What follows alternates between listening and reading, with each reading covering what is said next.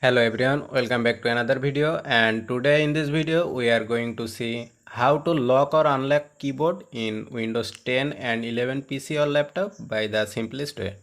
So first of all, just go to your physical keyboard and just hold shift key 8 plus second.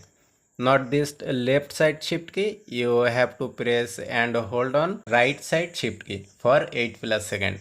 Now I am press it and hold on 8 plus second. Now just wait. So you will hear a beep sound and on pop-up message like that.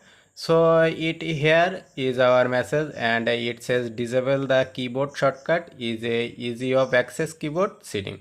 Okay. So if you click on the yes, then your physical keyboard is locked and after that you cannot type anything. Just click on yes. Now I just go to here to open the notepad and I want to type here something, but you can see that there is no key pressing on my keyboard because my keyboard is locked now.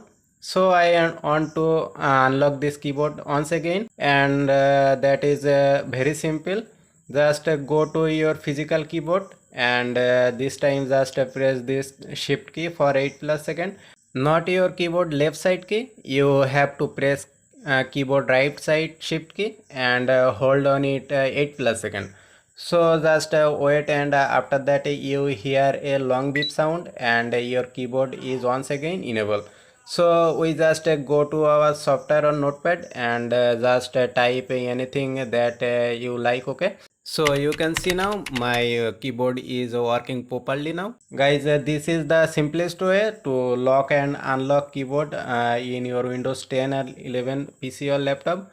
So I hope this little video will help for you. If it is, then don't forget to click on the like and subscribe button. If you have any type of question, then contact with me or comment on the comment section. I will reply you. See you in the next video. Till then, take care. Bye.